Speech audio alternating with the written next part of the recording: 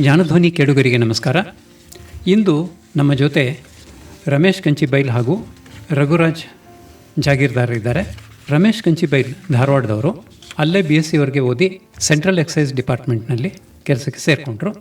ಬೆಳಗಾಂ, ಕಾರವಾರ, ಬೆಂಗಳೂರು, ಹೈದರಾಬಾದ್, ಮೈಸೂರು, ನಂಜನಗೂಡಿನಲ್ಲಿ ಸೇವೆ ಸಲ್ಲಿಸಿ ಈಗ ಸೆಂಟ್ರಲ್ GST ಕಚೇರಿಯಲ್ಲಿ ವಿಜಯನಗರ ಡಿವಿಷನ್ನಲ್ಲಿ ಅಸಿಸ್ಟೆಂಟ್ ಕಮಿಷನರ್ ಆಗಿದ್ದಾರೆ. ರಘುರಾಜ್ ಜಾಗೀರ್ದಾರ್ ಧಾರವಾಡದವರು. ಧಾರವಾಡ ಕೃಷಿ ವಿಶ್ವವಿದ್ಯಾಲಯದಲ್ಲಿ ಪದವಿ ಪಡೆದ ನಂತರ ಸೆಂಟ್ರಲ್ ಎಕ್ಸೈಸ್ ಡಿಪಾರ್ಟ್ಮೆಂಟ್ ಸೇರಿದರು.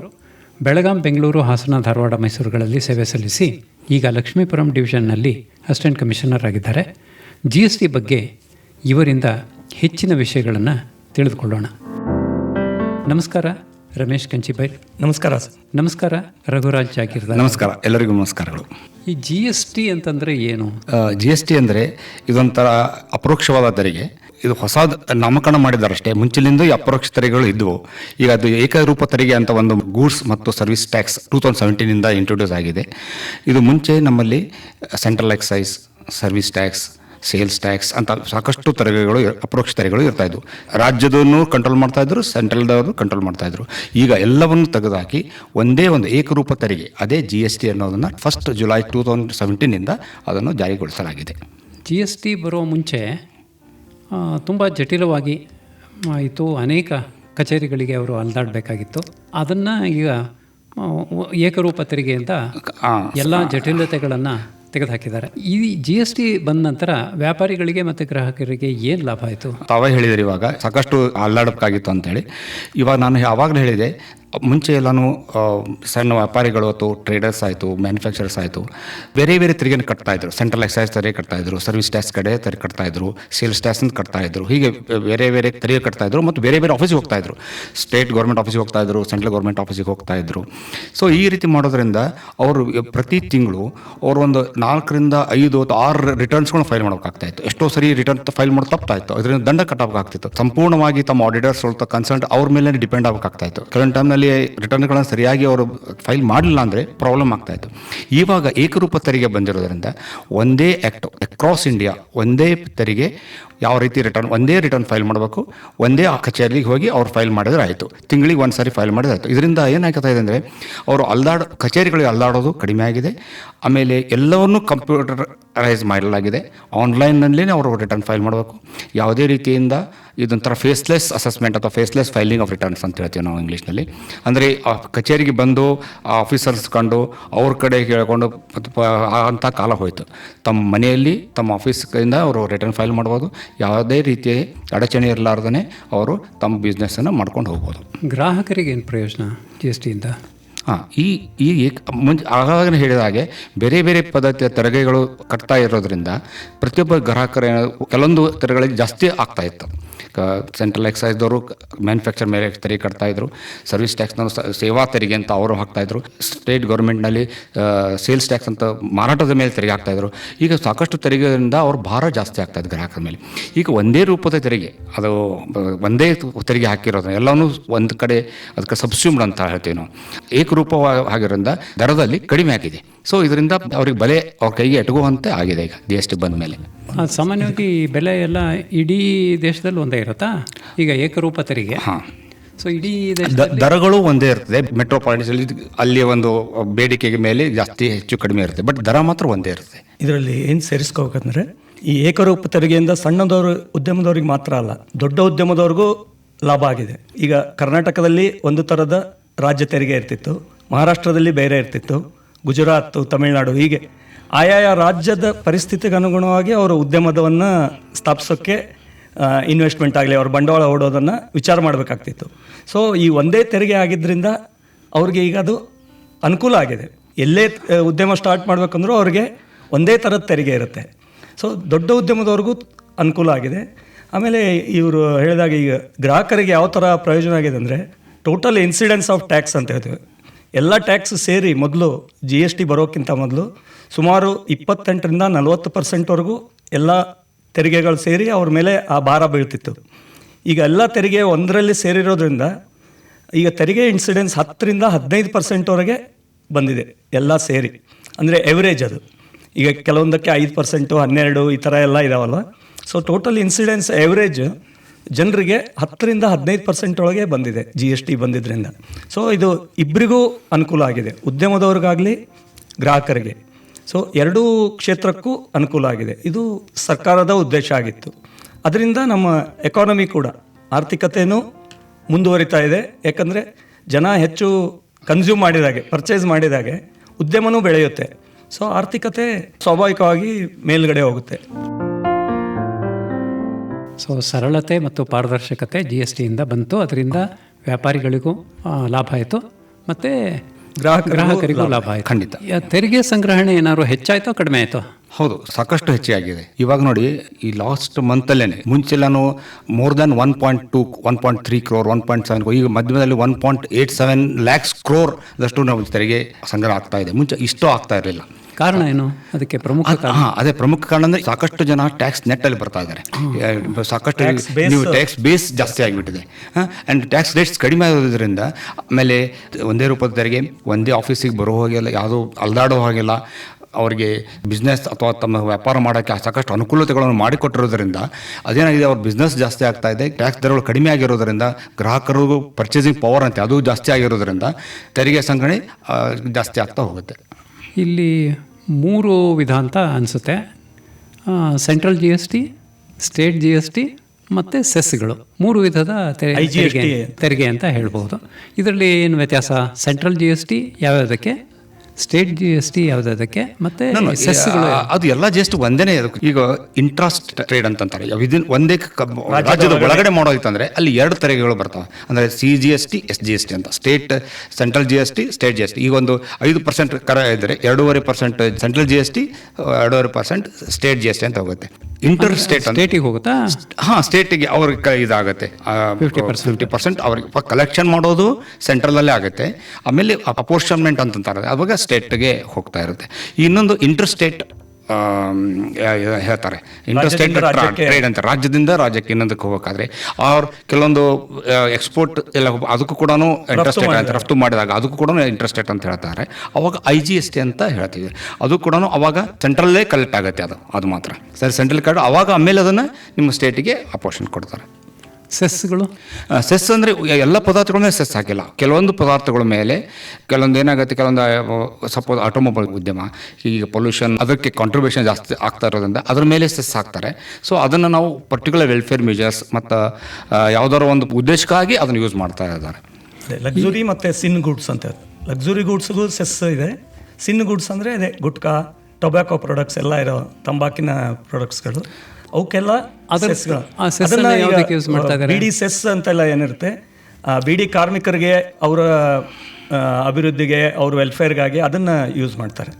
ಸೊ ಸೆಸ್ನ ಮೂಲ ಉದ್ದೇಶ ಏನಂದರೆ ತೆರಿಗೆ ಸಂಗ್ರಹಣೆ ಅಲ್ಲ, ಅದು ಅವರ ಅನುಕೂಲಕ್ಕಾಗಿ ಅವರ ಅಭಿವೃದ್ಧಿಗೆ ಯೂಸ್ ಮಾಡುವಂಥ ತೆರಿಗೆ. ಅದು ಇನ್ಪುಟ್ ಕ್ರೆಡಿಟ್ ಅಂತ ಹೇಳ್ತಾರೆ.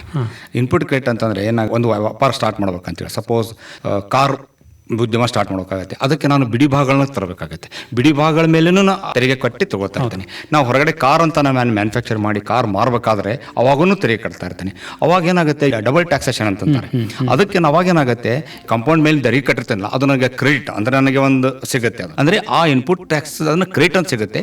ಅದನ್ನು ನಾನು ಔಟ್ಪುಟ್ ಟ್ಯಾಕ್ಸ್ದಲ್ಲಿ ಪೇಮೆಂಟ್ ಮಾಡೋಕೆ ಯುಟಿಲೈಸ್ ಮಾಡ್ಕೊಳ್ತೇನೆ, ಅದನ್ನು ಯೂಸ್ ಮಾಡ್ತೇನೆ. ಅದರಿಂದ ಜಾಸ್ತಿ ಆಯಿತು ಅಂದರೆ ಅದನ್ನು ನಾನು ಕ್ಯಾಶಲ್ಲಿ ಕಟ್ತಿರ್ತೀನಿ. ಇದರಿಂದ ಏನಾಗುತ್ತೆ, cascading effect of double taxation ಅಂತ ಹೇಳ್ತೀವಿ, ಅದು ಅವಾಯ್ಡ್ ಆಗುತ್ತೆ.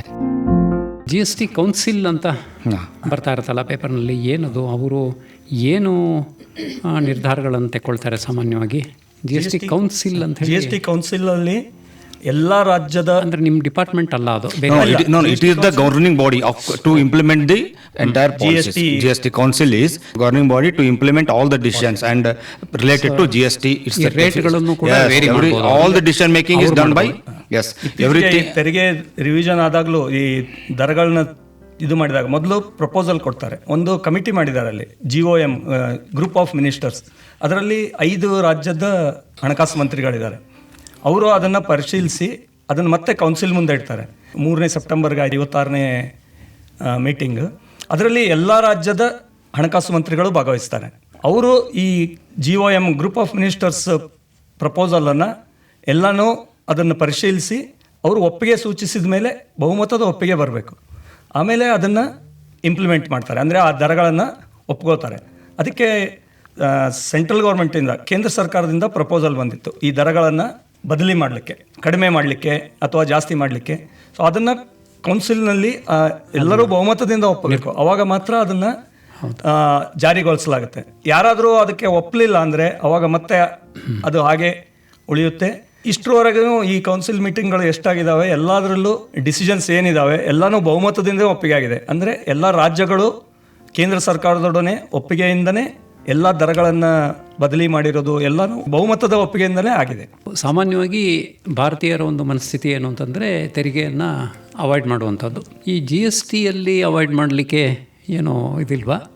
ಅದು ಸಂಗ್ರಹಣೆ ನಿಮಗೆ ಕಷ್ಟ ಆಗಲ್ವಾ? ತೆರಿಗೆ ಅದೊಂದು ಅವಾಯ್ಡ್ ಮಾಡತಕ್ಕಂಥ ಮನಸ್ಥಿತಿ ಎಲ್ಲ ಕಡೆ ಇದ್ದೇ ಇರ್ತದೆ. ಯಾವಾಗ ಮುಂಚೆನೆಲ್ಲಿತ್ತು ಈಗೂ ನಡೀತಾ ಇದೆ. ಬಟ್ ಇವಾಗ ನಮ್ಗೆ ಏನಾಗಿದೆ ಅಂದರೆ, ನಮಗೆ ಯಾರು ತೆರಿಗೆಗಳನ್ನು ಕಳ್ಳತನ ಮಾಡೋ ತೆರಿಗೆಯನ್ನು ಅವಾಯ್ಡ್ ಮಾಡ್ತಾರೆ ಅವ್ರನ್ನ ಕಂಡುಹಿಡಿಯೋ ಸಾಧನಗಳು ನಮಗೆ ಎಲ್ಲ ಕಂಪ್ಯೂಟರೈಸ್ಡ್ ಆಗಿರೋದ್ರಿಂದ ನಮಗೆ ನಮ್ಮಲ್ಲಿ ಇಷ್ಟೊಂದು ರೋಬಸ್ಟ್ ಡಾಟಾ ಮ್ಯಾನೇಜ್ಮೆಂಟ್ ಸಿಸ್ಟಮ್ ಇರೋದ್ರಿಂದ ನಾವು ಇಮಿಡಿಯೇಟ್ಲಿ ಅವ್ರಿಗೆ ಗೊತ್ತಾಗ್ಬಿಡುತ್ತೆ.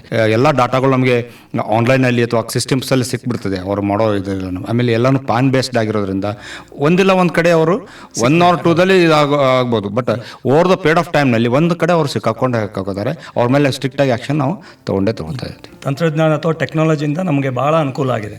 ಏನೇನು ಡೇಟಾ ಇರುತ್ತೆ ಅದನ್ನು ಇನ್ಕಮ್ ಟ್ಯಾಕ್ಸ್ ಡಿಪಾರ್ಟ್ಮೆಂಟ್, ಬ್ಯಾಂಕ್ಗಳಿಂದ, ಆಮೇಲೆ ಈ ಕೆಲವೊಂದು ವಿಷಯದಲ್ಲಿ ಇ-ವೇ ಬಿಲ್ ಎಲ್ಲ ಅವರು ಗೂಡ್ಸ್ ಕಳಿಸ್ತಾ ಇರ್ತಾರೆ, ಟ್ರಾನ್ಸ್ಪೋರ್ಟ್ ಮಾಡ್ತಾ ಇರ್ತಾರೆ.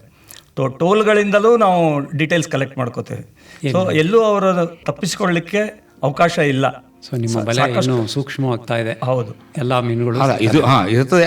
ಇದಾದರೂ ಮಕ್ಕಳು ಮಾಡ್ತಾ ಇರ್ತಾರೆ. ಬಟ್ ಅದು ಟೈಮ್ ಬೇಕಾಗುತ್ತೆ. ಇವತ್ತು ಟುಡೇ ಮಾಡಿದಾರೆ ಅಂದರೆ ಇವತ್ತು ಆಗಿಲ್ಲ ಅಂದರೆ ಅದು ನಮ್ದು ಅದು ಫೇಲ್ಯೂರ್ ಅಂತಲ್ಲ. Tomorrow definitely we are going to catch them. ತಂತ್ರಜ್ಞಾನ ಅಥವಾ ಈ ಒಂದು ಎಲ್ಲದನ್ನು ಕೂಡ ಆನ್ಲೈನ್ ಮಾಡಿದ್ದರಿಂದ ಅದು ಕೆಲವು ಸಲ ಈಗ ಬ್ಯಾಂಕ್ಗಳಲ್ಲಿ ಎಲ್ಲ ಕಡೆ ಹೋದ್ರೆ ನೋಡಿದರೆ ಸರ್ವರ್ ಡೌನ್ ಆಗಿದೆ ಅಂತ ಅಂದ್ಬಿಟ್ಟು ಇದು ಮಾಡ್ತಾರೆ. ನಿಮಗೆ ಅದರಿಂದ ತೊಂದರೆಗಳಾಗಿಲ್ವಾ ಈ ತಂತ್ರಜ್ಞಾನ? ಸ್ವಲ್ಪ ಅದು ಟೆಂಪ್ರರಿ ಅಂತ ಹೇಳ್ಬೋದು. ಅದು ಸ್ವಲ್ಪ ಆ ಒಂದು ಪರ್ಟಿಕ್ಯುಲರ್ ಮೂಮೆಂಟಲ್ಲಿ ಮಾತು ಬರುತ್ತೆ. ಅದೇ ಹೇಳಿದೆ, ನಮ್ಮಲ್ಲಿ ರೋಬಸ್ಟ್ ಮೆಕ್ಯಾನಿಸಮ್ ಇದೆ. ಇಮಿಡಿಯೇಟ್ಲಿ ಅದನ್ನು ರಿಟ್ರೈವ್ ಮಾಡ್ಕೊಳ್ತಾರೆ. ಆಮೇಲೆ ಬ್ಯಾಕಪ್ ಇರುತ್ತೆ ನಮಗೆ. ಆಮೇಲೆ ನಮ್ಮಲ್ಲಿ ಸಾಕಷ್ಟು ಅಡ್ವಾನ್ಸ್ಡ್ ಟೆಕ್ನಾಲಜಿ ಯೂಸ್ ಮಾಡ್ಕೊಂಬಿಟ್ಟು ಪ್ರೈವೇಟ್ ಪಾರ್ಟಿಸಿಪೇಷನ್ ಇದೆ ನಮ್ಮಲ್ಲಿ. ಸೊ ಅವ್ರದ್ದು ಎಕ್ಸ್ಪರ್ಟೈಸು ನಾವು ತೊಗೊಳ್ತಾ ಇದ್ದೀವಿ. ಸೊ ಅದರಿಂದ ನಾವು ಏನು ಮಾಡ್ತಾ ಇದ್ದೆ, ಇಂಥದ್ದೇನೋ ಟೆಕ್ನಿಕಲ್ ಗ್ಲಿಚಸ್ ಏನಾದರೆ ಇಮಿಡಿಯೇಟ್ಲಿ ನಾವು ಆ್ಯಕ್ಷನ್ ತೊಗೊಂಡ್ಬಿಟ್ಟು ಅದನ್ನು ಸೆಟ್ರೇಟ್ ಮಾಡ್ತೀವಿ. ಇಷ್ಟೊಂದು ದೊಡ್ಡ ದೇಶ, ಇಷ್ಟು ದೊಡ್ಡ ಟ್ರಾನ್ಸಾಕ್ಷನ್ ಮಾಡಬೇಕಾದ್ರೆ ಅದು ಆಗೋದು ಸಹಜ. ಬಟ್ 1 or 2 ಶಾರ್ಟ್ ಪೀರಿಯಡ್ ಆಗಿರುತ್ತೆ. ಮತ್ತು ಅಗೇನ್ ನಾವು ಅದನ್ನು ನಮ್ಮ ಮ್ಯಾನೇಜ್ಮೆಂಟ್ ಸಿಸ್ಟಮಿಂದ ಓವರ್ಕಮಿಂಗ್ ದ್ಯಾಟ್ ಪ್ರಾಬ್ಲಮ್. ಈ ತೆರಿಗೆ ಸಲಹೆಗಾರರು, ವ್ಯಾಪಾರಿಗಳು, ಉದ್ಯಮಿಗಳು, ಗ್ರಾಹಕರು ಇವರಿಗೆಲ್ಲ ನೀವೇನಾದ್ರು ತರಬೇತಿ, ಜಾಗೃತಿ ಏನಾದರೂ ಕಾರ್ಯಕ್ರಮಗಳನ್ನು ಮಾಡ್ತೀರಾ? ಹೌದು, ನಾವು GST ಶುರುವಾದಾಗಲೇ ಅದಕ್ಕಿಂತ 1 ವರ್ಷ ಮೊದಲಿಂದನೇ ಶುರು ಮಾಡಿದ್ವಿ. GST ಔಟ್ರೀಚ್ ಪ್ರೋಗ್ರಾಮ್ ಅಂತ. ಮೊದಲು ಅವ್ರನ್ನ ನಮ್ಮ ಗ್ರಾಹಕರಾಗಲಿ, ತೆರಿಗೆ ಸಲಹೆದಾರನು, ಆಮೇಲೆ ಅನ್ಆರ್ಗನೈಸ್ ಸೆಕ್ಟರ್ ಅಂತ ಏನು ಹೇಳ್ತೇವೆ ಅವ್ರ ಮೇಲೆ ಜಾಸ್ತಿ ಫೋಕಸ್ ಮಾಡ್ತಾ ಇದ್ವಿ. ಯಾಕಂದರೆ ಅವ್ರಿಗೆ ತೆರಿಗೆ ಸಲಹೆಗಾರನ ಇಟ್ಕೊಳ್ಳೋಷ್ಟು ಅಥವಾ ಅಕೌಂಟೆಂಟ್ ಆಗಲಿ ಇವ್ರನ್ನ ಸಪ್ರೇಟಾಗಿ ಇಟ್ಕೊಳ್ಳೋಷ್ಟು ಆರ್ಥಿಕ ಸಬಲತೆ ಇರೋದಿಲ್ಲ. ಹಾಗಾಗಿ ಅವ್ರ ಮೇಲೆ ಜಾಸ್ತಿ ನಾವು ಗಮನ ಕೇಂದ್ರೀಕರಿಸಿದ್ವಿ. ಸೊ ಎಲ್ಲ ಜಿಲ್ಲಾ ಕೇಂದ್ರಗಳಲ್ಲಿ, ತಾಲೂಕು ಕೇಂದ್ರಗಳಲ್ಲಿ ನಾವು ಅವಾಗ GST ಬಗ್ಗೆ ಕಾರ್ಯಕ್ರಮಗಳನ್ನು ಏರ್ಪಡಿಸಿ ಎಲ್ಲರಿಗೂ ಇದ್ರ ಬಗ್ಗೆ ತರಬೇತಿ ಅಂತ ಹೇಳೋಕ್ಕಾಗಲ್ಲ, ಅವ್ರಿಗೆ ಅದ್ರ ಬಗ್ಗೆ ಇನ್ಫಾರ್ಮೇಷನ್ ಕೊಟ್ಟು ಅವ್ರಿಗೆ ರೆಡಿ ಮಾಡಿದ್ವಿ. ಮೊದಲು GST ಅಂದರೆ ಏನು, ಯಾವ ಥರ ನಿಮಗೆ ಲಾಭ ಆಗುತ್ತೆ. ಸೊ ಅದರಿಂದಾಗಿ ಸಾಕಷ್ಟು ಅನುಕೂಲ ಆಗಿದೆ. ಅವ್ರಿಗೂ ಅನುಕೂಲ ಆಗಿದೆ, ನಮಗೂ ಅನುಕೂಲ ಆಗಿದೆ. ಯಾಕಂದರೆ ಸರ್ಕಾರ ತೆರಿಗೆ ಸಂಗ್ರಹಿಸಿ ಮುಂದುವರಿಬೇಕಂದ್ರೆ ಅವರ ಸಹಾಯನೂ ನಮಗೆ ಅಗತ್ಯ. ಅವರು ಸ್ಟೇಕ್ ಹೋಲ್ಡರ್ಸ್ ಅಂತ ಹೇಳ್ತಾರೆ. ಸೊ ಅವರು ನಮಗೆ ಸ್ಟೇಕ್ ಹೋಲ್ಡರ್ಸ್, ಟ್ಯಾಕ್ಸ್ ಪೇಯರ್ಸ್ ಇರ್ಬೋದು, ಟ್ಯಾಕ್ಸ್ ಕನ್ಸಲ್ಟೆಂಟ್ಸ್ ಇರ್ಬೋದು. ಸೊ ಅವ್ರನ್ನೆಲ್ಲ ಇನ್ವಾಲ್ವ್ ಮಾಡಿಕೊಂಡೇ ನಾವು ಮುಂದುವರಿತಾ ಇದ್ದೇವೆ. ಈಗಲೂ ನಾವು ಪ್ರತಿ ತಿಂಗಳು ತೆರಿಗೆ ಸಲಹೆಗಾರರಿಗೆ ಜೊತೆ ಮತ್ತು ಅನ್ಆರ್ಗನೈಸ್ಡ್ ಸೆಕ್ಟರ್ ಇವ್ರ ಜೊತೆ ಎಲ್ಲ ಮೀಟಿಂಗ್ ಥರ ಅವ್ರದ್ದು ಏನೇ ಗ್ರೀವನ್ಸ್ ಇರಲಿ ಅವರ ಸಲಹೆ ತೊಗೊಳ್ತಾ ಇರ್ತೇವೆ. ಅವ್ರ ಸಂದೇಹ ಮತ್ತು ಏನಾದರೂ ಕಂಪ್ಲೇಂಟ್ಸ್ ಇರ್ಬೋದು, ಅದನ್ನು ಅವರಲ್ಲಿ ಇದು ಮಾಡ್ಬೋದು. ಇದಲ್ಲದೆ ನಾವು ನಮ್ಮ ಮುಖ್ಯ ಕಚೇರಿಯಲ್ಲಿ ಮತ್ತು ನಮ್ಮ ಹೊರಗಡೆ ಹಾಸನ, ಶಿವಮೊಗ್ಗ ಎಲ್ಲ ಕಚೇರಿ ಇದೆ, ಅಲ್ಲಿ ಗ್ರಾಹಕ ಸುವಿಧಾ ಕೇಂದ್ರ ಅಂತ ಮಾಡಿದ್ದೇವೆ, GST ಸುವಿಧಾ ಕೇಂದ್ರ. ಅಲ್ಲಿ ಇಡೀ ದಿನ ನಮ್ಮ ಆಫೀಸರ್ಸು ಅವರು ಏನೇ ಇದಿದ್ದರೂ ಅಟೆಂಡ್ ಆಗ್ತಾ ಇರ್ತಾರೆ. ಫೋನ್ನಲ್ಲಿ ಇಲ್ಲ ಮೇಲ್ ಹಾಕ್ಬೋದು, ಈವನ್ ಈಗ ವಾಟ್ಸಪ್ ಇದನ್ನು ಮಾಡ್ಬೋದು, ಫೇಸ್ಬುಕ್ಕಲ್ಲಿ ಅವರು ಡೌಟ್ಸ್ ರೈಸ್ ಮಾಡ್ಬೋದು, ಟ್ವಿಟ್ಟರಲ್ಲಿನೂ ಮಾಡ್ಬೋದು. ಅದಕ್ಕೆ ನಾವು ಇಮಿಡಿಯೇಟಾಗಿ ರೆಸ್ಪಾಂಡ್ ಮಾಡ್ತೇವೆ. ಸೊ ಹಾಗಾಗಿ ಗ್ರಾಹಕರಿಗೆ ಪ್ರತಿಯೊಂದಕ್ಕೂ ಯಾರನ್ನು ಹುಡುಕೋಬೇಕು ಅಂಥೇಳಿ ಪರಿಸ್ಥಿತಿ ಇಲ್ಲ. ತೆರಿಗೆ ಸಲಹೆದಾರರು ಇಲ್ಲದೆ ಅವರು ತಮ್ಮ ಉದ್ಯಮವನ್ನು ನಡೆಸ್ಬೋದು. ಈ ಭಾರತದೊಳಗಿನ ವ್ಯವಹಾರಗಳ ಬಗ್ಗೆ GST ಏನೇನು ಅನುಕೂಲ ಮಾಡಿದೆ ಅಂತ ಹೇಳಿದ್ರಿ. ಈ ಹೊರಗಡೆ ವ್ಯಾಪಾರ, ಈ ಭಾರತದ ಹೊರಗಡೆ ರಫ್ತು ಮಾಡುವಂಥ ವ್ಯಾಪಾರ, ಅಲ್ಲೇನಾದರೂ ಬದಲಾವಣೆ ಆಗಿದೆಯಾ? ಯಾವಾಗಲೂ ರಫ್ತು ಸಹಕಾರ ಯಾವಾಗಲೂ ನಮ್ಮ ಪಾಲಿಸಿ, ಗೌರ್ಮೆಂಟ್ ಪಾಲಿಸಿ ಅಂದರೆ ಯಾವಾಗಲೂ ರಫ್ತಿಗೆ ಉತ್ತೇಜನ ಕೊಡೋದನ್ನೇ ನಮ್ಮದು ಒಂದು ಉದ್ದೇಶ. GST ಬಂದಮೇಲೆ GST ಇದೊಂಥರ ಒಂದು GST ಬಂದಮೇಲೆ ಒಂದು ಮುಂಚೆನೂ ಇತ್ತು, GST ಬಂದಮೇಲೆನೂ ಆಗಿದೆ. ಈಗ ನಮ್ಮಲ್ಲಿ GSTದಲ್ಲಿ ಏನಾಗುತ್ತೆ, ಅದಕ್ಕೆ ಜೀರೋ ರೇಟೆಡ್ ಸಪ್ಲೈ ಅಂತ ಹೇಳ್ತಾರೆ. ಅಂದರೆ ಯಾವುದೇ ಪದಾರ್ಥಗಳನ್ನು ರಫ್ತು ಮಾಡಬೇಕಾದ್ರೆ ಔಟ್ಪುಟ್ ಟ್ಯಾಕ್ಸ್ ಇರೋಲ್ಲ, ಇನ್ಪುಟ್ ಟ್ಯಾಕ್ಸ್ ಇರೋಲ್ಲ. So total it is called zero rated supply. ಈಗ ರಫ್ತು ಮಾಡೋರಿಗೆ ಎಂಥಷ್ಟು ಸಾಕಷ್ಟು ಸ್ಕೀಮ್ಸ್ಗಳಿದಾವೆ. ಅದು ಕಸ್ಟಮ್ಸ್ ಇದರಲ್ಲಿ ಬರುತ್ತೆ, ಬೇರೆ ಸ್ಕೀಮ್ಸ್ದಲ್ಲಿ ಅವರು ಎಕ್ಸ್ಪೋರ್ಟ್ ಮಾಡೋದ್ರಿಂದ ಅವ್ರಿಗೆ ಬೆನಿಫಿಟ್ ಸಿಗ್ತಾ ಇರುತ್ತೆ. ಹಾಗೆಯೇ GSTದಲ್ಲಿ ಕೂಡ ಅವರು ಯಾವುದೇ ಟ್ಯಾಕ್ಸ್ ಅವ್ರಿಗೆ ನಾನು ಯಾವಾಗಲೂ ಹೇಳಿದಂಗೆ ಯಾವುದೂ ಟ್ಯಾಕ್ಸ್ ಇರಲ್ಲ. ಬಟ್ ಕೆಲವೊಂದು ಏನಾಗುತ್ತೆ, ಇಂಡೈರೆಕ್ಟಾಗಿ ಕೆಲವೊಂದು ಲೋಕಲ್ ಲೈನ್ ಪರ್ಚೇಸ್ ಆದಮೇಲೆ ಟ್ಯಾಕ್ಸ್ ಎಲ್ಲ ಕಟ್ತಾ ಇರ್ತಾರೆ, ಅವ್ರು ಎಕ್ಸ್ಪೋರ್ಟ್ ಮಾಡ್ತಾರೆ, ಅದಕ್ಕೆ ಟ್ಯಾಕ್ಸ್ ಇರಲ್ಲ. ಮತ್ತು ಈ ಟ್ಯಾಕ್ಸ್ ಏನು ಮಾಡ್ತಾರೆ ಅಂತ ಒಂದು ಕ್ವಶನ್ ಬರುತ್ತೆ. ಇದನ್ನು ನಾವು ಅವರು ರಿಫಂಡ್ ಅಂತ ತೊಗೋಬೋದು. ಅವ ಇನ್ಪುಟ್ ಟ್ಯಾಕ್ಸ್ ಏನು ಬಂದಿರ್ತದಲ್ಲ, ಈ ಔಟ್ಪುಟ್ ಟ್ಯಾಕ್ಸಲ್ಲಿ ಯೂಟಿಲೈಸ್ ಮಾಡ್ಕೊಳಕ್ಕಾಗಲ್ಲ, ಯಾಕಂದರೆ ಅದು ಟ್ಯಾಕ್ಸೇ ಇರಲ್ಲ ರಫ್ತಿಗೆ. ಅವಾಗ ಅವರಿಗೆ ತೊಂದರೆ ಆಗಬಾರ್ದು ಅಂತ ಹೇಳ್ಬಿಟ್ಟು ಇವ್ರಿಗೆ ಏನಂದರೆ, ಈ ರಫ್ತು ಮಾಡೋರಿಗೆ ಅದೇನು ಇನ್ಪುಟ್ ಟ್ಯಾಕ್ಸ್ ಅಂತ ಏನು ಕ್ರೆಡಿಟ್ ಬಂದಿದೆ ಅದನ್ನು ಅವರಿಗೆ ರಿಫಂಡ್ ಅಂತ ಕೊಡ್ತಾ ಆಗುತ್ತೆ. ಹಾಗೆ ಇನ್ನೊಂದು ಅವಕಾಶ ಇದೆ ಅಲ್ಲಿ. ಈಗ ಕೆಲವೊಂದು ಟೈಮ್ನಲ್ಲಿ ಅವರು IGST ಅಂತ ಅದನ್ನು GST ಕಟ್ಟಿ ಎಕ್ಸ್ಪೋರ್ಟ್ ಮಾಡೋದು. ಅವಾಗ ಕಟ್ಟಿ ಎಕ್ಸ್ಪೋರ್ಟ್ ಮಾಡಿದಾಗ ಯಾವ ಪೋರ್ಟಿಂದ ಎಕ್ಸ್ಪೋರ್ಟ್ ಮಾಡ್ತಾ ಇರ್ತಾರೋ ಅಲ್ಲೇ ಅವರಿಗೆ ರಿಫಂಡ್ ಸಿಗ್ತದೆ. ಅವಾಗ ಕೆಲವೊಂದು ಕಂಡೀಷನ್ಸ್ ಮೀಟ್ ಆದರೆ ಇಮಿಡಿಯೇಟ್ಲಿ ಅವರಿಗೆ ರಿಫಂಡ್ ಸಿಗ್ತಾ ಇರ್ತದೆ. ಡ್ರಾಬ್ಯಾಕ್ ಸ್ಕೀಮ್ ಅಂತ ಇದೆ, ಅಡ್ವಾನ್ಸ್ ಆಥರೈಸೇಷನ್ ಸ್ಕೀಮ್ ಅಂತ ಇದೆ, ಮುಂಚೆಲ್ಲ DEPB ಅಂತ ಇದೆ, ಈಗ ಅದಿಲ್ಲ. DFECC ಸ್ಕೀಮ್ಸ್ ಅಂತ ಇದ್ದಾವೆ, DFRC ಸ್ಕೀಮ್ ಅಂತ ಇದ್ದಾವೆ. ಹಂಗೆ ವೇರಿಯಸ್ ಸ್ಕೀಮ್ಸ್ ಇದಾವೆ. ಅದೆಲ್ಲ ಅವರಿಗೆ ಒಂದು ಇನ್ಸೆಂಟಿವ್ ಅಂತ ಕೊಡ್ತಾ ಇರ್ತಾವೆ. ಸೊ ಆಮೇಲೆ SEZ ಸ್ಕೀಮ್ಸ್ ಅಂತ ಇದೆ, 100% UOI ಸ್ಕೀಮ್ಸ್ ಅಂತ ಇದ್ದಾವೆ. ಇವೆಲ್ಲನೂ ಎಕ್ಸ್ಪೋರ್ಟ್ಗೆ ಅನುಕೂಲ ಮಾಡ್ತಕ್ಕಂಥ ಸ್ಕೀಮ್ಸ್ಗಳೇ ಇದ್ದಾವೆ. ಈ GST ಅಡಿಯಲ್ಲಿ ಹಿಂದೆ 4 ವಿಧದ ತೆರಿಗೆಗಳನ್ನು ಇದು ಮಾಡ್ತಾಯಿದ್ರು. ಈಗ ಅದನ್ನು ಇತ್ತೀಚೆಗೆ ಬದಲಾವಣೆ ಮಾಡ್ತಾರೆ ಅಂತಾಗಿದೆ. ಇನ್ನು ಈ ಬದಲಾವಣೆಗಳು ಯಾವುದು, ಅದರ ಮುಖ್ಯಾಂಶಗಳು ಯಾವುದು? 5%, 12%, 18% ಮತ್ತು 28% ವಿವಿಧ ಸ್ಲ್ಯಾಬ್ಗಳು ಇರ್ತಾ ಇದ್ದು. ಈಗೂ ಆ ಸ್ಲ್ಯಾಬ್ಗಳಿದೆ. ಬಟ್ ಆದಷ್ಟು ಏನೋ ಹೇಳಿದ್ರೆ, ಈ 56ನೇ GST ಕೌನ್ಸಿಲಲ್ಲಿ ಈ ಮಧ್ಯದ 12% ಏನಿದೆಯಲ್ಲ ಅದನ್ನು ಆಲ್ಮೋಸ್ಟ್ ತೆಗೆದು ಹಾಕಿದಾಗೇ ಆ ಲೆಕ್ಕದಲ್ಲೇ ಆಗಿದೆ. ಈಗ 5%, 18% ಮತ್ತು 28% ಸ್ವಲ್ಪ ಇಟ್ಟುಕೊಂಡಿದ್ದಾರೆ. ಸುಮಾರು ಕ್ಷೇತ್ರಗಳಲ್ಲಿ 12ರಿಂದ 5% ಬಂದಿದೆ. ಸೊ ಆ ದರಗಳು ಕಡಿಮೆ ಆಗಿದ್ದಾವೆ ಈ ಪರ್ಟಿಕ್ಯುಲರ್ಲಿ ಈ GST ಕೌನ್ಸಿಲ್ ಒಂದು ಡಿಸಿಷನ್ನಿಂದ. ಈ ಸಾಮಾನ್ಯರಿಗೆ ಬೆಲೆ ಹಾಂ ನೆಕ್ಸ್ಟ್ ಜನರೇಷನ್ GST ರಿಫಾರ್ಮ್ ಅಂತಲೇ ಹೇಳಿದ್ದಾರೆ. ಇದನ್ನು 2017ರಲ್ಲಿ ಪ್ರಾರಂಭವಾಗಿದ್ದು GST 1, ಇದನ್ನು GST 2 ಅಂತಲೇ ಹೇಳ್ತಾ ಇದ್ದಾರೆ. ಯಾಕಂದರೆ ಈ ಬದಲಾವಣೆಗಳೇನಿದ್ದಾವೆ ತುಂಬ ವಾಸ್ಟ್, ಎಲ್ಲ ಫೀಲ್ಡನ್ನು ಕವರ್ ಮಾಡಿದ್ದಾರೆ.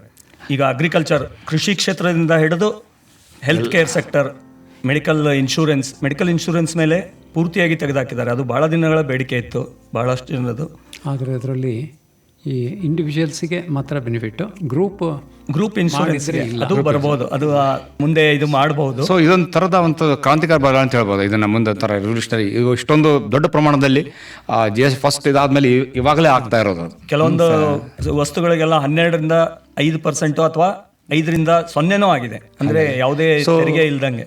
ಸೊ ಅದೆಲ್ಲ ಅದು daily use items, essential items ಅಂತ, ಅವಕ್ಕೇನೋ 5ರಿಂದ 12% ಎಲ್ಲ ಇತ್ತು. ಈಗ ಫುಡ್ ಐಟಮ್ಸ್ ಎಲ್ಲ ಇತ್ತು. ಆಮೇಲೆ ಹೋಟೆಲ್ಗಳಲ್ಲಿ ಮಾರುವಂಥ ಫುಡ್, ಇದಕ್ಕೆಲ್ಲ ಅವಕ್ಕೆಲ್ಲ ಕೆಲವೊಂದಕ್ಕೆಲ್ಲ ಬೇಕರಿ ಐಟಮ್ಸು, ಬೆಣ್ಣೆ, ತುಪ್ಪ, ಅವಕ್ಕೆಲ್ಲ 12 ಇದ್ದಿದ್ದನ್ನು 5% ಮಾಡಿದ್ದಾರೆ. ಆಮೇಲೆ ಎಷ್ಟೊಂದು ಈ ಪ್ಯಾಕ್ಡ್ ಗೂಡ್ಸ್, ನಮ್ಕೀನ್ಸ್ ಅಥವಾ ಭುಜಿಯಾ, ಉತ್ತರ ಭಾರತದಲ್ಲೆಲ್ಲ ಜಾಸ್ತಿ ಇರುತ್ತೆ, ಅವಕ್ಕೂ ಕಡಿಮೆ ಮಾಡಿದ್ದಾರೆ. ಆಮೇಲೆ ಕೃಷಿ ಕ್ಷೇತ್ರಕ್ಕೆ ಟ್ರ್ಯಾಕ್ಟರ್ಸ್ಗೆ 12 ಇದ್ದಿದ್ದನ್ನು 5% ಆಗಿದೆ. ಟ್ರ್ಯಾಕ್ಟರ್ ಪಾರ್ಟ್ಸು, ಟೈರ್ಸ್ ಎಲ್ಲ 18 ಇದ್ದಿದ್ದು 5% ಆಗಿದೆ. ಅಲ್ಲಿನೂ ಬಹಳಷ್ಟು ಅನುಕೂಲ ಆಗಿದೆ. ಆಮೇಲೆ ಆಟೋಮೊಬೈಲ್ ಅಂದರೆ ವಾಹನಗಳ ತೆರಿಗೆ, ಆಗಲೇ ನೀವು ಪತ್ರಿಕೆಗಳಲ್ಲಿ ನೋಡ್ತಿರ್ಬೋದು, ಎಲ್ಲರೂ ಕಾರ್ಗಳವರು ಇವರು ಅವರ ಬೆಲೆಯನ್ನು ಕಡಿಮೆ ಮಾಡ್ತಿದ್ದಾರೆ. ಅಂದರೆ ಈ ತೆರಿಗೆ ಲಾಭವನ್ನು ಗ್ರಾಹಕರಿಗೆ ವರ್ಗಾಯಿಸಬೇಕು ಅಂತ, ಅದೇ ಸರ್ಕಾರದ ಉದ್ದೇಶ. ಸೊ ಅದನ್ನು ಅವರು ಫಾಲೋ ಮಾಡ್ತಿದ್ದಾರೆ ಎಲ್ಲರೂ. ಈ ರಾಷ್ಟ್ರೀಯ ಆರ್ಥಿಕತೆಯ ಬೆಳವಣಿಗೆಗೆ ಈ ಬದಲಾವಣೆಗಳು ಏನಾದರೂ ಪ್ರಯೋಜನವನ್ನು ತಂದ್ಕೊಟ್ಟಿದ್ಯಾ? ಹಾಂ, ಇಲ್ಲಿ ಏನಾಗುತ್ತೆ ಅಂದರೆ ದರಗಳು ಕಡಿಮೆ ಆಗೋದ್ರೆ ಏನಪ್ಪ, ರೇಟ್ ಕಡಿಮೆ ಆಯಿತು ಅಂತ ಒಂದು ಹೇಳ್ತಾರೆ. ರೇಟ್ ಕಡಿಮೆ ಆದರೆ ರೆವಿನ್ಯೂ ಅಫ್ಕೋರ್ಸ್ ಈಗಿನ ಟೈಮ್ನಲ್ಲಿ ರೆವಿನ್ಯೂ ಕಡಿಮೆ ಆಗುತ್ತೆ. ಬಟ್ ಲಾಂಗ್ ಟರ್ಮ್ನಲ್ಲಿ ನೋಡಿದಾಗ ಏನಾಗುತ್ತೆ ಅಂದರೆ ಈ ದರಗಳು ಕಡಿಮೆ ಆದರೆ ಏನು ಮಾಡ್ತಾರೆ ಜನ, ಅದ್ರ ಹಾಕ್ಕೊಳ್ತಾರೆ. ಅದರಿಂದ ಏನಾಗುತ್ತೆ, ಬೇಡಿಕೆ ಜಾಸ್ತಿ ಆಗುತ್ತೆ. ಮಾರ್ಕೆಟ್ ಬೇಡಿಕೆ ಜಾಸ್ತಿ ಹೇಗೆ ಪೂರೈಸಬೇಕು, ಪ್ರೊಡಕ್ಷನ್ ಜಾಸ್ತಿ ಆಗುತ್ತೆ. ಪ್ರೊಡಕ್ಟ್ ಜಾಸ್ತಿ ಆದಾಗ ಏನೇನು ಬೇಕು ಅದಕ್ಕೆ ಪೂರಕವಾಗಿರ್ತಕ್ಕಂಥ ಸುತ್ತದಲ್ಲಿ ಎಲ್ಲ ಒಂದು ಇನ್ಪುಟ್ಸ್ ಇರ್ಬೋದು, ಅದಕ್ಕೆ ತಕ್ಕಂಥ ಸೇವಾ ಒಂದು ಫೀಲ್ಡ್ ಇರ್ಬೋದು, ಎಲ್ಲನೂ ಜಾಸ್ತಿ ಆಗ್ತಾ ಹೋಗುತ್ತೆ. ಇದರಿಂದ ಏನಾಗುತ್ತೆ, ಎಂಪ್ಲಾಯ್ಮೆಂಟ್ ಜನರೇಷನ್ ಆಗುತ್ತೆ. It is a boost to economic activity ಅಂತ ಹೇಳ್ಬೋದು ನಾವು. ಸೊ ಹೀಗಾಗಿ ಸರ್ವತೋಮುಖವಾದ ಅಭಿವೃದ್ಧಿ ಆಗ್ತಾ ಇರ್ತದೆ. ಒಂದು ಹೈಯರ್ ರೇಟ್ ಕೊಟ್ಟು ಯಾವನೂ ತೊಗೊಳ್ತಾನೆ ಇರಲಿಲ್ಲ ಅಂಥದನ್ನು ಈಗ ಸಾಮಾನ್ಯ ಮನುಷ್ಯ ಇವತ್ತು ತೊಗೊಳ್ತಾನೆ. ಈಗ ಏರ್ ಕಂಡೀಷನರ್ 10% ಸ್ಟ್ರೈಟ್ ಕಡಿಮೆ ಆಗಿಬಿಡ್ತು. ನಾವೇ ಯಾರಾದ್ರು ಹೋಗ್ಬೇಕಾದ್ರೆ ಅವಾಗ ತೊಗೊಳ್ಬೋದಪ್ಪ ಅಂತ ಇದಾಗುತ್ತೆ. ಅವಾಗ ಏನಾಗುತ್ತೆ, ಏರ್ ಕಂಡೀಷನರ್ದು ಪ್ರೊಡಕ್ಷನ್ ಜಾಸ್ತಿ ಆಗುತ್ತೆ. ಅದರಲ್ಲಿ ಸುತ್ತಮುತ್ತ ಇರತಕ್ಕಂಥ ಸಪ್ಲೈಯರ್ಸ್ ಆಯಿತು, ಡೀಲರ್ಸ್ ಆಯಿತು, ಅವ್ರಿಗೂ ಒಂದು ವ್ಯಾಪಾರ ಸಿಗುತ್ತೆ. ಅವ್ರದ್ದು ಪರ್ಚೇಸಿಂಗ್ ಪವರ್ ಅಂತ ಹೇಳ್ತಾರೆ. ಎಲ್ಲರದ್ದು ಪರ್ಚೇಸಿಂಗ್ ಪವರ್ ಜಾಸ್ತಿ ಆಗಿರೋದ್ರಿಂದ ಆರ್ಥಿಕತೆಗೆ ಒಂದು ಸ್ಟಿಮ್ಯುಲಸ್ ಅಂತ ಹೇಳ್ತಾರೆ, ಅದು ಸಿಗುತ್ತೆ. ಇದರಿಂದ ಸರ್ವತೋಮುಖವಾದ ಅಭಿವೃದ್ಧಿ ಆಗ್ತದೆ. ಈ ಟ್ರಂಪ್ ಟ್ಯಾಕ್ಸ್ನಿಂದ ಮತ್ತು ಇಂಟರ್ನ್ಯಾಷನಲ್ ಕಾಂಪಿಟೇಷನ್ನಿಂದ ರಫ್ತು ಕುಸಿಬಹುದು ಅಂತಂದ್ಬಿಟ್ಟು ಈ ರೀತಿ ನಮ್ಮ ದೇಶದೊಳಗೇ ಹೆಚ್ಚು ವ್ಯಾಪಾರ ಆಗಲಿ ಅಂಥೇಳಿ ಈ ರೀತಿ ಮಾಡಿದರು ಅಂತೆಲ್ಲ ಪೇಪರ್ನಲ್ಲಿತ್ತು. ಆ ಥರದ್ದು ಏನಾದ್ರು ಉಂಟಾ? ಅದು ಒಂದು ಥರದ ಸ್ಟ್ರಾಟಜಿ ಇರ್ಬೋದು. ಯಾಕಂದ್ರೆ ಅಲ್ಲಿ ಹೋಗಿ ಅವ್ರಿಗೆ ಮಾಡೋಕ್ಕಿಂತ ನಮ್ಮಲ್ಲೇ ಅವರು ಸಿಗಬೇಕಾದ್ರೆ ಅವ್ರಿಗೆ ತೆರಿಗೆ ಕಡಿಮೆ ಮಾಡಿಬಿಟ್ಟು ನಮ್ಮ ಜನಗಳೇ ಕೊಟ್ಟರೆ ನಮ್ಮ ಎಕನಾಮಿನೇ ಜಾಸ್ತಿ ಆಗುತ್ತೆ. ಒಂಥರ ಸೆಲ್ಫ್ ರಿಲಯನ್ಸ್ ಅನ್ನೋದೊಂದು ಬಂದಿದೆ. ಸೊ ನಮ್ಮವ್ರ ಸ್ವಾವಲಂಬನೆ, ಸೊ ಆತ್ಮನಿರ್ಭರ ಅಂತ ಒಂದು ಗೌರ್ಮೆಂಟ್ ಪಾಲಿಸಿ ಬಂದಿಲ್ಲ. ಇದು ಒಂದು ಅದೇ ರೀತಿಯಲ್ಲಿ ಹೋಗ್ತಾ ಇದೆ ಅಂತ ಅನಿಸುತ್ತೆ. GST ದರ ಬದಲಾವಣೆಯಾಗಿರುವ ಪ್ರಮುಖ ಕ್ಷೇತ್ರಗಳು ಯಾವುದ್ಯಾವುದು? ಒಂದಂದರೆ ಆಹಾರ ವಲಯದಲ್ಲಿ, ಅಂದರೆ ಇವ್ರು ಹೇಳಿದರು ಪಿಜ್ಜಾ, ಬ್ರೆಡ್, ಪರಾಟ ಅವೆಲ್ಲನೂ ಜೀರೋ ಆಗಿಬಿಟ್ಟಿದೆ. ಪಿಜ್ಜಾ ಅಂತ 18% ನಿಲ್ ಆಗಿಬಿಟ್ಟಿದೆ. ಪರಾಟ ಎಲ್ಲನೂ, ಪಿಜ್ಜಾ ಅಂತ ಅವೆಲ್ಲನೂ 5% ಎಕ್ಸಾಮ್ಟೆಡ್ ಆಗಿದೆ. ಸೊ ಫುಡ್ ಸೆಕ್ಟ್ರಲ್ಲಿ ಆಗಿದೆ. ಇನ್ನು ಅಗ್ರಿಕಲ್ಚರ್ ಸೆಕ್ಟರ್ಸಲ್ಲಿ agriculture equipments, sprinklers, drip irrigation systems ಅದೆಲ್ಲದರ ಮೇಲೇನೂ ದರಗಳು ಕಡಿಮೆ 12% 5% ಕಡಿಮೆ ಆಗಿದೆ. ಅಷ್ಟು 0% ಉಂಟಾ? ಅಲ್ಲ, 5% ಆಗಿದೆ. 0% ಕೆಲವೊಂದೆಲ್ಲ ಪೂರ್ತಿ ತೆಗೆದಿದ್ದಾರೆ, ಕಂಪ್ಲೀಟ್ ಇದಾಗಿದೆ. ಆಮೇಲೆ ಫರ್ಟಿಲೈಸರ್ಸ್, ಮೈಕ್ರೋನ್ಯೂಟ್ರಿಯೆಂಟ್ಸ್ ಇವೆಲ್ಲನೂ ಅಗ್ರಿಕಲ್ಚರ್ ಆ್ಯಕ್ಟಿವಿಟಿಗೆ ಬೇಕಾಗಂತ ಅದೆಲ್ಲನೂ 12% 5% ಆಗಿದೆ. ಆಮೇಲೆ ರಿನ್ಯೂವಬಲ್ ಎನರ್ಜಿ ಸೆಕ್ಟ್ರಲ್ಲಿ ಕೂಡ ಕಡಿಮೆ ಮಾಡಿದ್ದಾರೆ ದರಗಳು. ಅದನ್ನ ಸೋಲಾರ್ ಕುಕ್ಕರ್, ಸೋಲಾರ್ ಲ್ಯಾಂಪ್ಸ್ ಅಂತ ಅದನ್ನು ಇದು ಮಾಡ್ಕೊಳ್ಬೋದು. ಆಮೇಲೆ ಬಯೋಗ್ಯಾಸ್ ಪ್ಲ್ಯಾಂಟ್ಸ್ ಇದೆಲ್ಲನೂ ಕಡಿಮೆ ಆಗಿದೆ. ನೆಕ್ಸ್ಟ್ ಅಂದರೆ ಟೆಕ್ಸ್ಟೈಲ್ ಸೆಕ್ಟರ್ಸ್ ಅಲ್ಲಿನೂ ಕೂಡ ಸ್ವಲ್ಪ ರೇಟ್ ಕಡಿಮೆ ಆಗಿದೆ. ಅಂದರೆ ಯಾರ್ನು, ಆಮೇಲೆ ಕಾರ್ಪೆಟ್ಸು, ವೇರಿಯಸ್ ಅದಕ್ಕೆಲ್ಲ ಕಡಿಮೆ ಆಗಿದೆ. ಮೇನ್ ಅಂದರೆ ಹೆಲ್ತ್ ಸೆಕ್ಟರ್ಸ್ ಇದು ಒಂಥರ ಕ್ರಾಂತಿಕಾರಿ ಬದಲಾವಣೆ ಅಂತ ಹೇಳ್ಬೋದು. ಸುಮಾರು ಮೆಡಿಕಾಮೆಂಟ್ಸು ಕಡಿಮೆ ಆಗಿ 5% ಬಂದಿದೆ. ಹೆಲ್ತ್ ಇನ್ಶೂರೆನ್ಸ್ 0 ಆಗಿದೆ, 18% ಕಡಿಮೆ ಆಗಿದೆ. ಆಮೇಲೆ surgical equipments, dental equipments, X-ray machines ಎಲ್ಲದರ ಮೇಲೆ ತೆರಿಗೆ ಕಡಿಮೆ ಆಗಿ ಕಡಿಮೆ ಆಗಿದೆ. 12% 5% ಆಗಿದೆ. ಸರ್ಜಿಕಲ್ ಅದು ಎಲ್ಲ ಆಗಿದೆ. ಆಮೇಲೆ ಆಕ್ಸಿಜನ್ಗೂ ಕಡಿಮೆ ಆಗಿದೆ. ಆಮೇಲೆ ಕಾಮನ್ ಮ್ಯಾನ್ ಐಟಮ್ಸ್ ಅಂತ ಹೇಳ್ತೀವಿ, tooth brush, powder, soaps, shampoo, ಆಮೇಲೆ ನಿಮ್ಮದು what is that kitchen items, FMCG goods ಎಲ್ಲನೂ ಅದು 5% ಆಗಿದೆ. ಸೊ ಹೀಗಾಗಿ ಆಮೇಲೆ ಒಂದೇ ಅಲ್ಲ, ಇನ್ನೊಂದು ಎಲೆಕ್ಟ್ರಿಕಲ್ ಗೂಡ್ಸ್ ಅಂತ ಹೇಳ್ತೀವಿ ನಾವು, AC, ಡಿಶ್ ವಾಷರು, TV ಅದೆಲ್ಲನೂ ಕಡಿಮೆ ಆಗಿದೆ. 28% 10% ಬಂದುಬಿಟ್ಟಿದೆ. ಆಮೇಲೆ ಪೇಪರ್ ಇಂಡಸ್ಟ್ರೀಸ್ ಅದು ಕೂಡ wood pulp, boxes, corrugated paper boards ಅವೆಲ್ಲನೂ 12% 5% ಆಗಿದೆ. ಆಮೇಲೆ ಟ್ರಾನ್ಸ್ಪೋರ್ಟ್ ಸೆಕ್ಟರ್ದಲ್ಲಿ ಈಗ ನಾವು ಮೋಟರ್ ವೆಹಿಕಲ್ಸನ್ನು ಹೇಳ್ತೀವಿ, not exceeding 1200 cc and 400 minimum length ಇದ್ದಿದ್ದ ಎಲ್ಲನೂ 28% 18% ಆಗಿದೆ. ಒಂದು ದೊಡ್ಡ ಕ್ರಾಂತಿಕಾರಿ ಬದಲಾವಣೆ ಕಾರುಗಳಿಗೆ. ಇದರಿಂದ ಏನಾಗುತ್ತೆ, ಮಧ್ಯಮ ವರ್ಗದವ್ರಿಗೆ ಎಟುಕುವಂಥ ಬೆಲೆ ಸಿಗೋದ್ರಿಂದ 10% ಇದರಿಂದ ಒಳ್ಳೆಯ ಒಂದು ಬದಲಾವಣೆ ಅಂತ ಹೇಳ್ಬೋದು. ಅದೇ ರೀತಿಯಾಗಿ ಕೆಲವೊಂದು ಈ ವುಡ್ ಸೆಕ್ಟರಲ್ಲಾಯಿತು, ಈ ಲೆದರ್ ಇಂಡಸ್ಟ್ರಿ ಅಲ್ಲಿ ಕೂಡ ಕಡಿಮೆ ಆಗಿದೆ. ಇವನ್ ವುಡ್ ಕ್ರಾಫ್ಟ್ ಇಂಡಸ್ಟ್ರೀಸಲ್ಲಿ ಕೂಡ ಕಡಿಮೆ ಆಗಿದೆ. ಸೊ ಹೀಗಾಗಿ ಓವರಾಲ್ ಇವನ್ ಫುಟ್ವೇರಲ್ಲೂ ಕಡಿಮೆ ಆಗಿದೆ. ಹಿಂಗೆ ಓವರಾಲ್ ಎಲ್ಲ ಕ್ಷೇತ್ರಗಳಲ್ಲೂ ಅವ್ರು ಕವರ್ ಮಾಡ್ಕೊಂಬಿಟ್ಟು ಸಾಕಷ್ಟು ದರಗಳನ್ನು ಕಡಿಮೆ ಆಗಿರೋದ್ರಿಂದ ಜನಸಾಮಾನ್ಯರಿಗೆ ಒಂಥರ ದಿವಾಳಿ ಗಿಫ್ಟ್ ಅಂತಲೇ ಹೇಳ್ಬೋದು ನಾವು. ಸೊ ಇಷ್ಟೊಂದು ಕಡಿಮೆ ಬೆಲೆಗಳು ಕಡಿಮೆ ಆಗೋದ್ರಿಂದ ಜನಸಾಮಾನ್ಯರು ಅವರು ಪರ್ಚೇಸ್ ಮಾಡ್ತಕ್ಕಂಥ ಒಂದು ಅವ್ರದ್ದು ಕೆಪಾಸಿಟಿ, ಅವ್ರದ್ದು ಮನಸ್ಥಿತಿನೂ ಬದಲಾಗ್ತದೆ. ಪರ್ಚೇಸ್ ಹೋಗ್ತಾರೆ, ಡಿಮಾಂಡ್ಸ್ ಕ್ರಿಯೇಟ್ ಆಗುತ್ತೆ. ಡೆಫಿನೆಟ್ಲಿ ಆರ್ಥಿಕತೆಗೆ ಇದು ಒಳ್ಳೆಯ ಒಂದು ಪೂರಕವಾಗಲಿದೆ.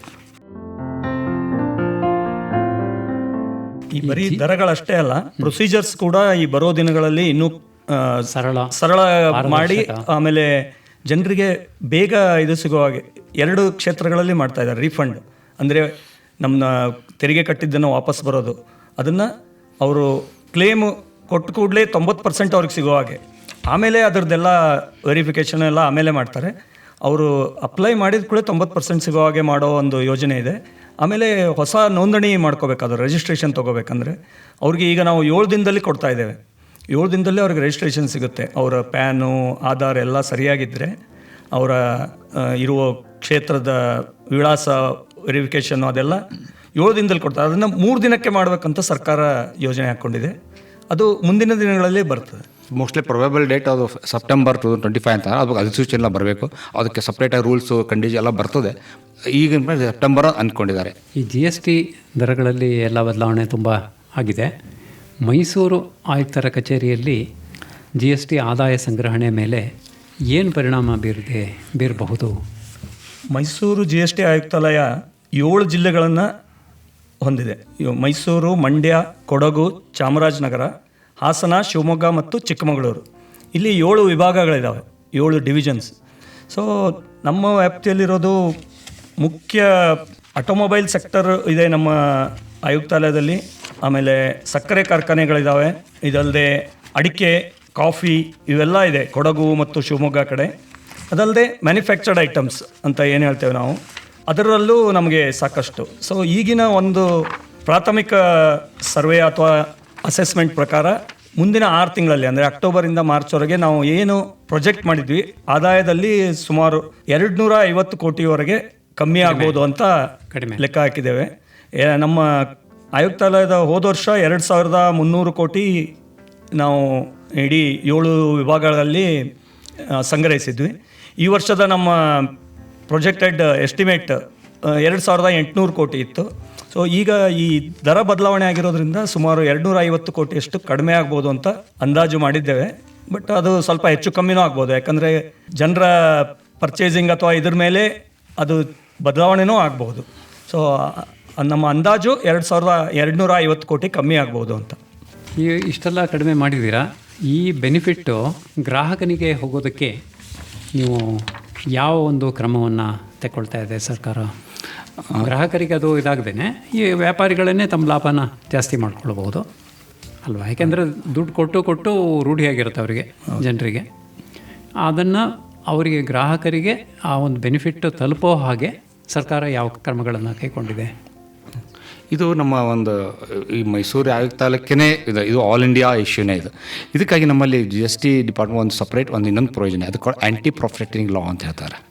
ಈ ಯಾವುದೇ ರೀತಿಯ ಒಂದು ದರ ಬದಲಾವಣೆ ಆಗೋದು ಆದರೆ ಅದನ್ನು ಕನ್ಸ್ಯೂಮರ್ಸ್ಗಳಿಗೆ ಪಾಸ್ ಆನ್ ಮಾಡಲೇಬೇಕು. ಇಲ್ಲ ಅಂದರೆ ಆ ಒಂದು ಕಾಯ್ದೆ ಅಡಿಯಲ್ಲಿ ನಾವು ಕಾನೂನು ಕ್ರಮ ತೆಗೆದುಕೊಂಡ್ಬಿಟ್ಟು ಗ್ರಾಹಕರಿಗೇನು ಈ ದರದ ಒಂದು ಲಾಭವನ್ನು ಏನು ವರ್ಗಾಯಿಸೋದಿಲ್ವೋ ಅಂಥವ್ರ ಮೇಲೆ ಸರಿಯಾದ ಕ್ರಮವನ್ನು ತಗೋತೀವಿ. ಅದಕ್ಕೆ ಆ್ಯಂಟಿ ಪ್ರಾಫಿಟಿಂಗ್ ಲಾ ಸಪ್ರೇಟಾಗಿ GSTಯಲ್ಲಿ ರೋಬಸ್ಟ್ ಲಾ ಪ್ರೊವಿಷನ್ ಇದೆ. ಇದು 2017ರಲ್ಲಿ GST ಬಂದಾಗಲೂ ಸಮಸ್ಯೆ ಬಗ್ಗೆ ಜನರಿಗೆ ಇದು ಇತ್ತು. ಸೊ ಆವಾಗಲೇ ನಮ್ಮ ವಿತ್ತ ಮಂತ್ರಾಲಯದವರು ನೋಟಿಫಿಕೇಷನ್ ಎಲ್ಲ ಇಶ್ಯೂ ಮಾಡಿ ಯಾರಾದರೂ ಈ ಥರ ಆ್ಯಂಟಿ ಪ್ರಾಫಿಟೇರಿಂಗಿಂದ ನಷ್ಟ ಅನುಭವಿಸಿದರೆ ಅವರು ನಮಗೆ ಕಂಪ್ಲೇಂಟ್ ಕೊಡ್ಬೋದು. ಅದನ್ನು ನಾವು ಇನ್ವೆಸ್ಟಿಗೇಟ್ ಮಾಡಿ ಅವರು ಯಾರು ಸಂಬಂಧಿಸಿದ ಕಂಪ್ನಿಯವ್ರ ಮೇಲೆ ದಂಡ ಹಾಕ್ಬೋದು, ಅದನ್ನು ವಸೂಲಿ ಮಾಡಿ ಗ್ರಾಹಕರಿಗೆ ಕೊಡ್ಬೋದು. ಬಟ್ ನಾವು 2017ರ ನಂತರದ ಪರಿಸ್ಥಿತಿ ನೋಡಿದರೆ ಆ ಥರದ್ದು ಜಾಸ್ತಿ ನಮಗೆ ಕಂಪ್ಲೇಂಟ್ಸ್ ಏನೂ ಬಂದಿಲ್ಲ. GST ಕೌನ್ಸಿಲ್ನಿಂದ ದರ ಬದಲಾವಣೆ ಅನೌನ್ಸ್ ಆಗ್ತಿದ್ದಾಗೆ ಎಷ್ಟೊಂದು ದೊಡ್ಡ ಕಂಪನಿಗಳು, ಕಾರ್ನವರು ಆಗ್ಬೋದು, ಆಟೋಮೊಬೈಲ್ಸ್ನವ್ರು ಆಗ್ಬೋದು, ಬೇರೆಯವರು ಆಗಲೇ ಜಾಹೀರಾತು ಕೊಡ್ತಿದ್ದಾರೆ, ನಾವು ದರ ಬದಲಾವಣೆ ಮಾಡ್ತಾ ಇದ್ದೇವೆ. ಆಮೇಲೆ ಅವರ ರೇಟ್ಗಳನ್ನು ಇಳಿಸಿದ್ದಾರೆ, ದರಗಳನ್ನು ಇಳಿಸಿದ್ದಾರೆ. ಆಮೇಲೆ ನಿನ್ನೆ ಇನ್ನೊಂದು ಇವರು ನೋಟಿಫಿಕೇಶನ್ ಇಶ್ಯೂ ಮಾಡಿದ್ದಾರೆ, ಮತ್ತೊಂದು ಅವ್ರಿಗೆ ಬೆನಿಫಿಟ್ ಕೊಟ್ಟಿದ್ದಾರೆ. ಯಾರು ಅಂದರೆ ಫುಡ್ ಮತ್ತು ಸಿವಿಲ್ ಇಂಡಸ್ಟ್ರಿ ಮಿನಿಸ್ಟ್ರಿ ಅವರು. ಈಗ ಹಳೆ ಇನ್ವೆಂಟ್ರಿ ಇರುತ್ತೆ, ಆಲ್ರೆಡಿ ಹಳೆ ದರದಲ್ಲಿ ಸಪ್ಲೈ ಮಾಡಿದ್ದಾರೆ. ಅವರು ಈ ಒನ್ ಟೈಮ್ ಮೇಜರ್ ಅಂತ MRPಯನ್ನು ರಿವೈಸ್ ಮಾಡಿ ಸೇಲ್ ಮಾಡ್ಬೋದು. MRP ರಿವೈಸ್ ಮಾಡೋದ್ರಿಂದ ಏನಾಗುತ್ತೆ, ಕಡಿಮೆ ಆಗಿರೋ, ಯಾಕಂದರೆ ಈಗ 22ರಿಂದ ಅದು ಇಫೆಕ್ಟಿವ್ ಆಗೋದಿದೆ ಕಡಿಮೆ ಆದ ದರಗಳು. ಬಟ್ ಆಲ್ರೆಡಿ ಅವರು ಸಪ್ಲೈ ಮಾಡಿಬಿಟ್ಟಿರ್ತಾರೆ, ಮ್ಯಾನುಫ್ಯಾಕ್ಚರ್ಸು ಅಥವಾ ಕಂಪನಿಯವರು ಅವರ ವೇರ್ಹೌಸ್ಗಳಲ್ಲಿ, ಗೋಡೌನ್ಗಳಲ್ಲಿ ಇರುತ್ತೆ. ಸೊ ಅಲ್ಲಿ ಅವರು MRPಯನ್ನು ರಿವೈಸ್ ಮಾಡಿ ಒನ್ ಟೈಮ್ ರಿವೈಸ್ ಮಾಡೋಕ್ಕೆ ಪ್ರೊವಿಷನ್ ಮಾಡಿದ್ದಾರೆ. ಸೊ ಇದರಿಂದ ಗ್ರಾಹಕರಿಗೆ ಅದರ ಲಾಭ ತಲುಪಲಿ ಅನ್ನೋದೇ ಸರ್ಕಾರದ ಉದ್ದೇಶ. ದರ ಪರಿಷ್ಕರಣೆ ಅಥವಾ ದರಗಳು ಇದ್ರ ಬಗ್ಗೆ ಸಂದೇಹಗಳು ಯಾರಿಗಾರು ಇದ್ದರೆ ಯಾರನ್ನು ಸಂಪರ್ಕಿಸಬೇಕು? ಇದಕ್ಕೆ ನಮ್ಮ ವೆಬ್ಸೈಟಲ್ಲಿ gstkarnataka.gov.in ಮೈಸೂರು ಆಯುಕ್ತಾಲಯಕ್ಕೆ ಸಪ್ರೇಟಾಗಿ ಒಂದು ಎಲ್ಲ ನಮ್ಮ ವಿವರಗಳು ಇದ್ದಾವೆ.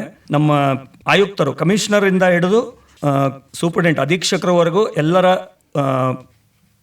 ಇಮೇಲ್ ವಿಳಾಸ ಹಾಗೂ ಟೆಲಿಫೋನ್ ಸಂಖ್ಯೆ ಅಲ್ಲಿ ಸಿಗುತ್ತೆ. ಇದಲ್ಲದೆ ನಾವು ಹಾಸನ, ಶಿವಮೊಗ್ಗ ಮತ್ತು ಮೈಸೂರಲ್ಲಿ 5 ಸುವಿಧಾ ಕೇಂದ್ರಗಳನ್ನು ಇಟ್ಟಿದ್ದೇವೆ. GST ಸುವಿಧಾ ಕೇಂದ್ರ ಅಥವಾ GST ಸೇವಾ ಕೇಂದ್ರ ಅಂತ ಹೇಳ್ತೇವೆ. ಸೊ ಅಲ್ಲಿನೂ ಅವರು ಪರ್ಸನಲ್ ಆಗಿನೂ ಬರ್ಬೋದು, ಇಮೇಲಿಂದನೂ ಕಳಿಸ್ಬೋದು, ಅಥವಾ ಟೆಲಿಫೋನಿಂದನೂ ಮೊಬೈಲಿಂದನೂ ಅವ್ರಿಗೇನಾದರೂ ಸಂದೇಹಗಳಿದ್ದರೆ ನಿವಾರಿಸ್ಕೊಳ್ಬೋದು, ಅಥವಾ ಅವರ ಏನಾದರೂ ಕಂಪ್ಲೇಂಟ್ ಇದ್ರೂ ದೂರ ಇದ್ರೂ ಅಲ್ಲಿ ದಾಖಲಿಸ್ಬೋದು. ಅದಕ್ಕೆ ನಮಗೆ ಟೈಮ್ ಲೈನ್ ಎಲ್ಲ ಫಿಕ್ಸ್ ಮಾಡಿದ್ದಾರೆ. ಇಷ್ಟು ದಿನದಲ್ಲಿ ಅದಕ್ಕೆ ನಾವು ಅವರ ಸಂದೇಹಗಳನ್ನು ಪರಿಹರಿಸಬೇಕು, ಇಲ್ಲ ದೂರುಗಳಿದ್ದಲ್ಲಿ ಅದನ್ನು ರಿಸಾಲ್ವ್ ಮಾಡಬೇಕು.